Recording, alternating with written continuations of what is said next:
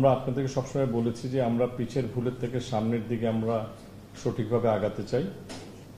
আজকে অলরেডি আপনারা দেখে থাকবেন যে আমরা একটা ইউআই অ্যাডভার্টাইজমেন্ট পাবলিশ করেছি for selection appointment of professional sports marketing agent.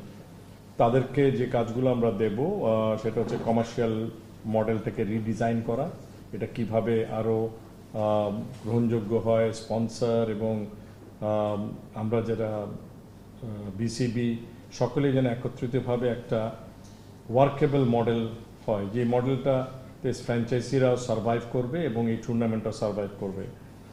আমাদের মিডিয়া স্পন্সরশিপ, রাইট প্যাকেজিং থাকবে, branding and marketing strategy, franchise structure কী হওয়া উচিত, এবং match day experience and fan engagement, এবং আমাদেরকে অন্যান্য কনসালটেন্সির ব্যাপারে।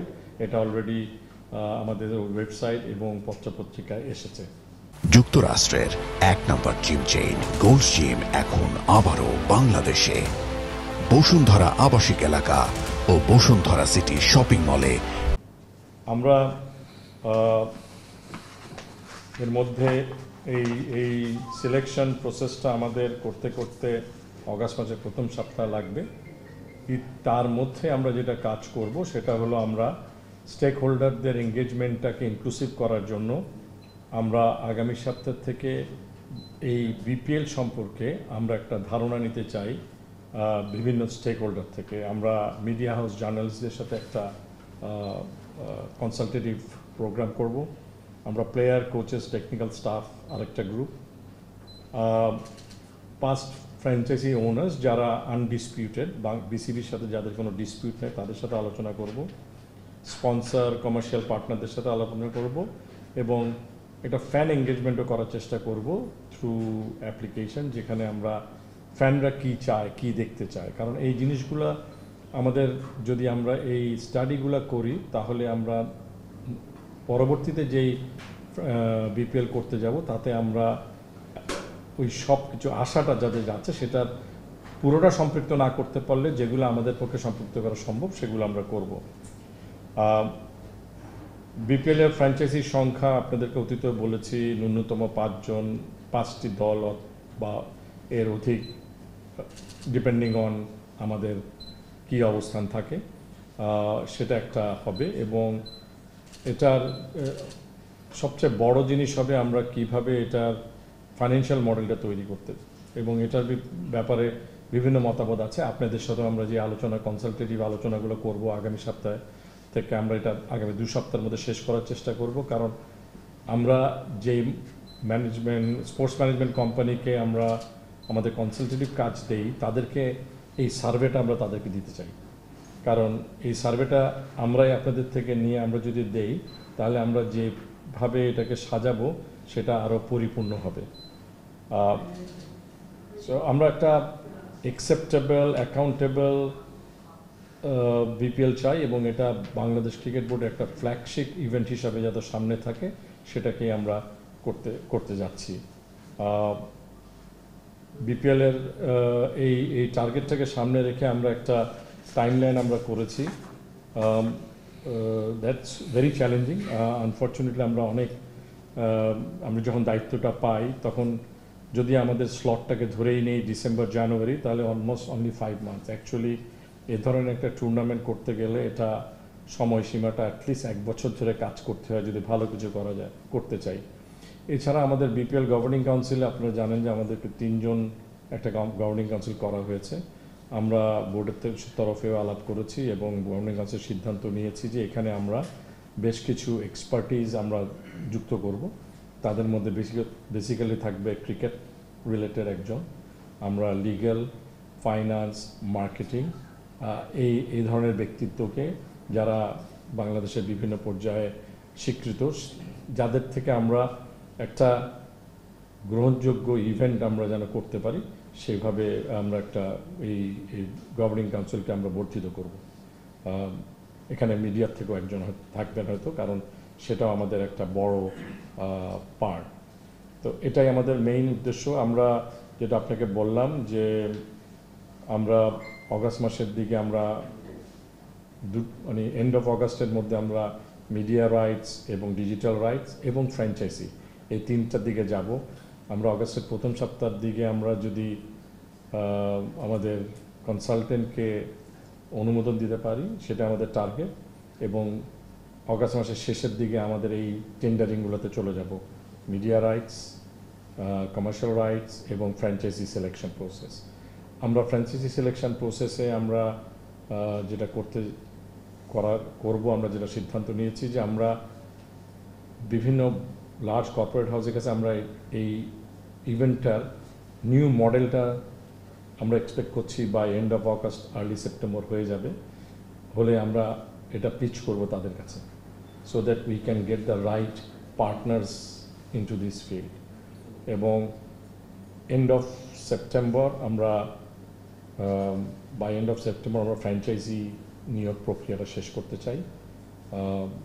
এবং ফ্র্যাঞ্চাইজি নিয়োগ প্রক্রিয়ায় আমরা আগেও বলেছি, এটা বোর্ডের তরফ থেকে সিদ্ধান্ত হয়েছে যে আমরা 5 বছর মিনিমাম 5 বছর মেয়াদি ফ্র্যাঞ্চাইজি দেব, এবং এটাকে রিনিউয়েবল হবে হয়তো ফিউচার ফর অ্যানাদার 5 ইয়ার্স। আমরা বিলিভ করি যে আগামী 5 বছর যদি আমরা ভালোভাবে নিতে পারি তাহলে এটার ব্র্যান্ড ভ্যালুটা ভালো হবে, এবং যারা ফ্র্যাঞ্চাইজি আসবেন তারা আগামী পরবর্তী 5 বছরে তারা যদি মালিকানা বদলানো তারা একটা ব্র্যান্ড ভ্যালু পাবেন। So there is a return expectation on it. So এই জিনিসগুলো আমাদের জন্য খুবই ইম্পর্টেন্ট। আমাদের যদিও সময় অতি স্বল্প, তবে আমরা ওভার দ্য নেক্সট 4 মান্থস আমরা ফুল স্টিমে আগাবো, এবং বর্ধিত যেই বিপিএল গভর্নিং কাউন্সিল বললাম সেটা আগামী সপ্তাহের মধ্যে আমরা বর্ধিত করব। এর বাইরে আমরা বিপিএলের জন্য একদম সম্পূর্ণ একটা আলাদা ওয়ার্কিং আউটফিট, আপনি জানেন যে আগে বিসিবির মার্কেটিং টিম এবং বিপিএলটা ইন্টারঅ্যাক্টিভ ছিল, এবং অন্যান্য আমরা বিপিএলের জন্য একটা রিক্রুটমেন্ট প্রসেসও অথবা এখান থেকে কয়েকজন নিয়ে স্পেসিফিক্যালি এই ইভেন্টটার পিছে সময় নিবেশ করবে। এটা খুবই sorry I missed out on my venue. আমরা আমাদের চেষ্টা থাকবে ভেন্যু বাড়ানোর। সে প্রক্রিয়া আমরা আগেও বলেছি যে ভেন্যু তখনই বাড়ানো যাবে যদি সেই ভেন্যুটার 2-3টা জিনিস থাকে। একটা হলো যে venue actually ICC minimum standard meet করে ফর ইন্টারন্যাশনাল ইভেন্টস, এবং সেখানে যদি আবাসন থাকতে পারে যেখানে আমরা দলগুলো এবং প্রোডাকশন ক্রুকে রাখার মতো আবাসন আছে। আমরা মনে করি যে আমাদের দুটো ভেন্যু, যেটা আগে ইন্টারন্যাশনাল ক্রিকেট হোল্ড করেছে, একটা বগুড়া একটা খুলনা, এই দুটো আমরা অলরেডি অডিট করার জন্য পাঠিয়েছি আমাদের গ্রাউন্ডস ফ্যাসিলিটিস থেকে, যে এটার কি অবস্থান আছে এবং কি করলে এগুলোকে আন্তর্জাতিক খেলা করার ন্যূনতম রিকোয়ারমেন্ট মিট করতে পারে। এর বাইরে আপনারা জানেন যে বরিশালে আমরা উইকেট প্রস্তুত, আমাদের আউটফিল্ডের কিছু কাজ চলছে। There is a good possibility যে এই কাজটাও শেষ হয়ে যাবে, তাহলে হয়তো বরিশালও এই খেলার অন্তর্ভুক্ত হওয়ার জন্য যোগ্যতা অর্জন করবে। তবে আমরা 6-7টা ভেন্যুতে নেওয়ার সক্ষমতাও হবে না আমাদের টাইম কনস্ট্রেনের জন্য। তবে আমাদের ইচ্ছা থাকবে যে আমরা অ্যাটলিস্ট একটা নতুন ভেন্যুকে যেন আমরা ইনক্লুড করতে পারি আগামী বছরে। রাজশাহীর ব্যাপারে ন্যাশনাল স্পোর্টস কাউন্সিল কাজ করছেন, আমরাও তাদের সাথে যুক্ত হয়েছি, আমরা কিছু পরিকল্পনা দিয়েছি। সো এই 4টা ভেন্যুর মধ্যে যদি যে ভেন্যুগুলো আমরা মনে করব যে ঠিক হয়েছে, সেখান থেকে যেটা সবচেয়ে বেস্ট হবে সেটাকে আমরা হয়তো যুক্ত করব আগামী বিপিএলে। দুটো জিনিস, একটা হচ্ছে আমরা আমাদের প্রক্রিয়া চালিয়ে যাব, যেটার মধ্যে টিম মানে sponsors team, marketing right.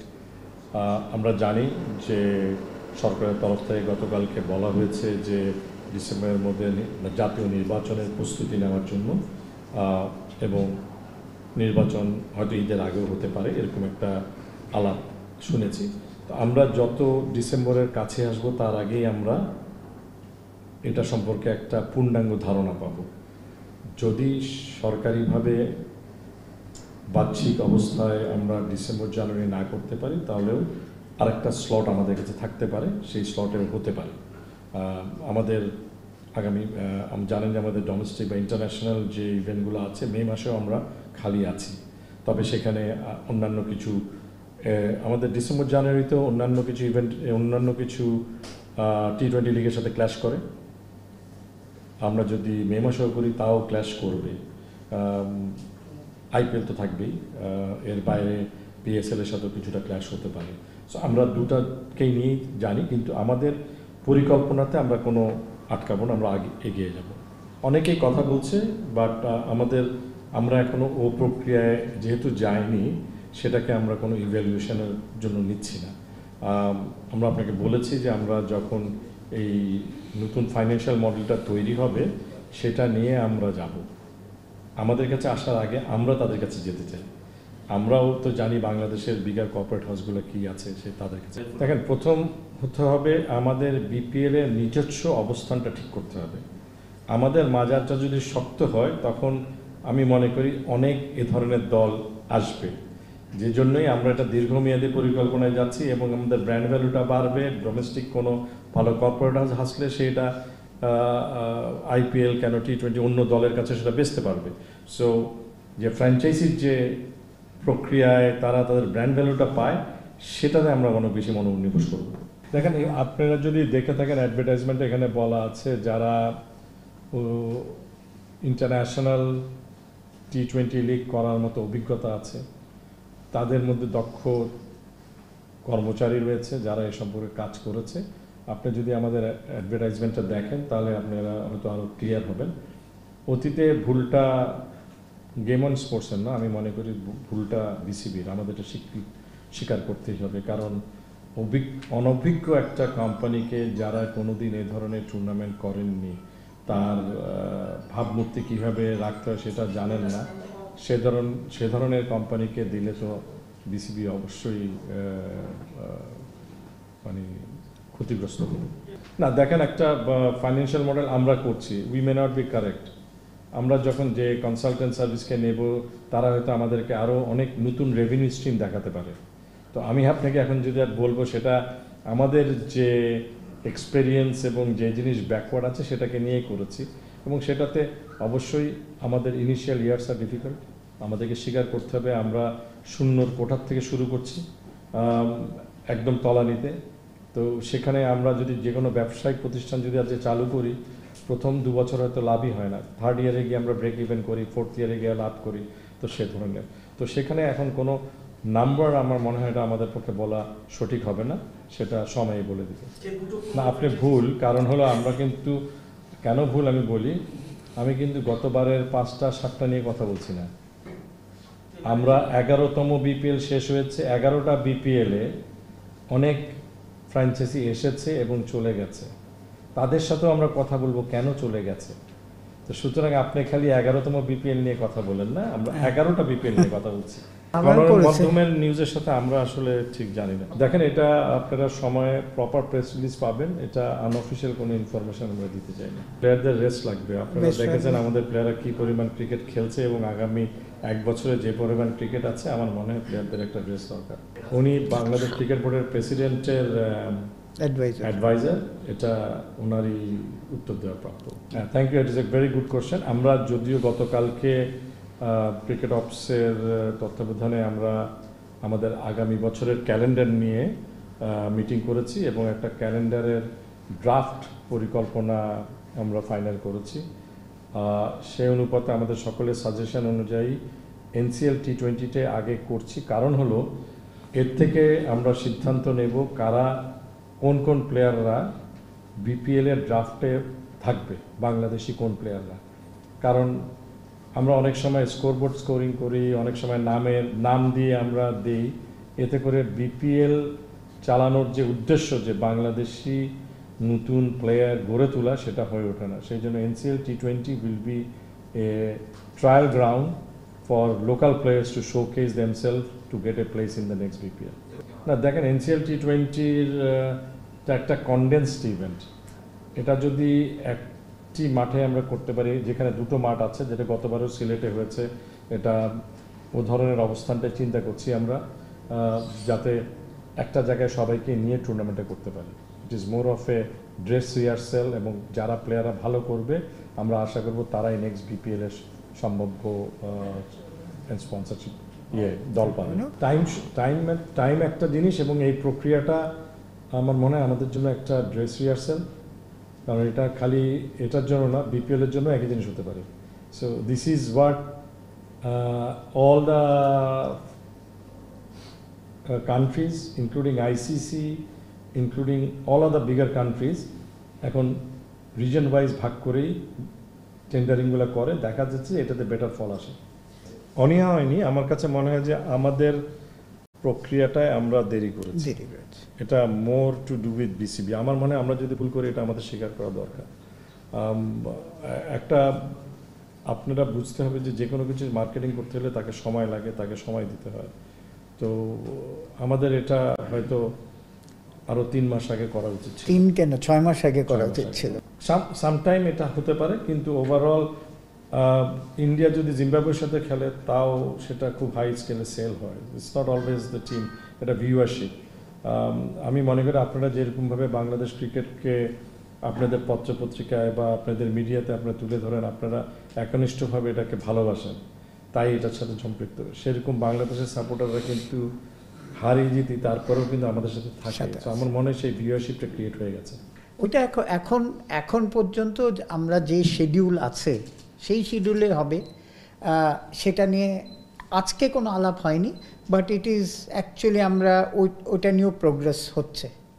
We will update you later regarding the election. একটা জিনিস হচ্ছে যে বাংলাদেশ ক্রিকেট বোর্ড প্রফেশনালি চলা উচিত। নির্বাচন জানায় থাকবে। আজকে নির্বাচন হলে কি বাংলাদেশ টিম কোনো একটা ইন্টারন্যাশনাল ইভেন্ট থাকলে বা বাইলেটারাল হবে না? হবে। তো মানে মাঠের খেলা মাঠে থাকুক, মাঠের বাইরের খেলাটা বাইরে থাকবে না। আমার কথা হচ্ছে যে আসলে সম্পূর্ণটা শেষ করেই সব বিডই পড়েছে, সর্বসেক্টরের বিড আমরা পেয়েছি। এখন পরিকল্পনাটা বিসিবি বোর্ডের সিদ্ধান্ত হবে, কারণ টেকনিক্যাল ইভ্যালুয়েশনগুলো হচ্ছে আগে, তারপরে ফাইন্যান্সিয়াল ইভ্যালুয়েশনগুলো হবে। মার্কেট ইজ সফট, এটা আমরা আগেও বলেছি, এবং সেটার একটা এফেক্টও থাকবেই। For more updates, subscribe to our YouTube channel and click on the bell icon. Follow us on Facebook and Instagram. Download T-Sports app to enjoy exciting games and highlights. Visit tsports.com.